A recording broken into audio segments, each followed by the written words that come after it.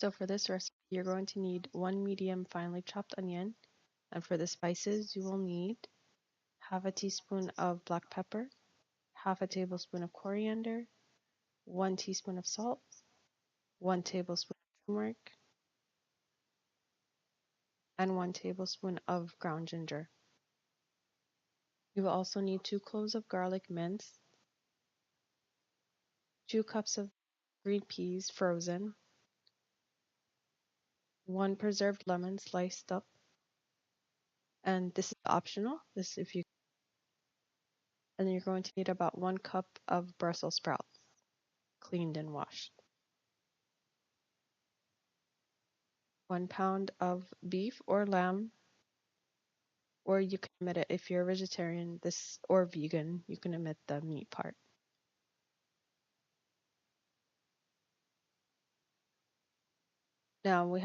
Now to start, first make sure that you have a diffuser under your tagine because you don't want it to crack if you are making tagine. Drizzle a little bit of vegetable oil and then add your meat, your onions, and your spices and saute for about 5 to 10 minutes.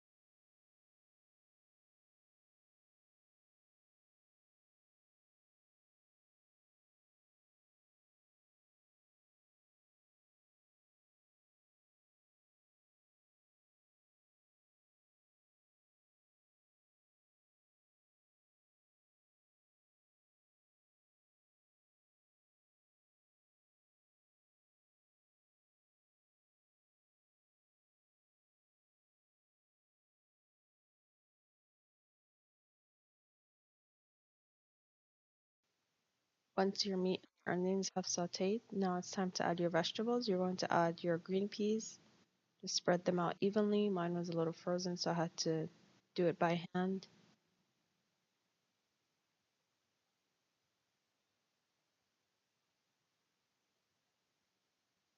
Then you're going to add your Brussels sprouts.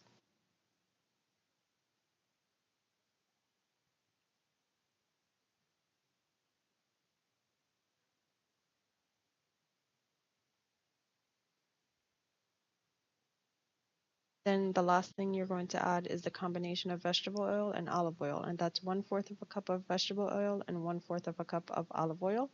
And then you're going to cover with parchment paper and cover with the lid. If you are using a regular pot, you don't need to use parchment paper. You might have to add a little bit of water with the regular pot, but with the tagine, you don't need to add water. You would just cover it because of the condensation. It would make its own sauce.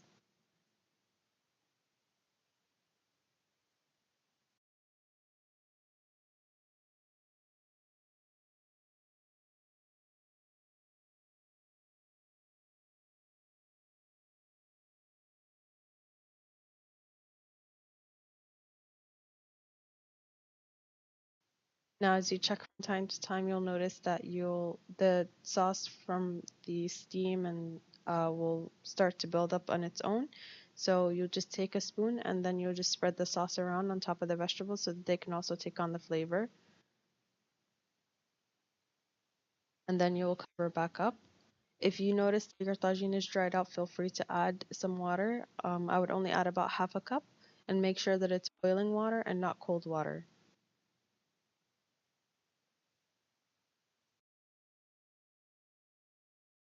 So halfway through the cooking, I'm going to add the preserved lemons, and again, this is optional. And then I'm going to add 1 tablespoon of finely chopped cilantro, and then I'm going to check the tenderness of the meat.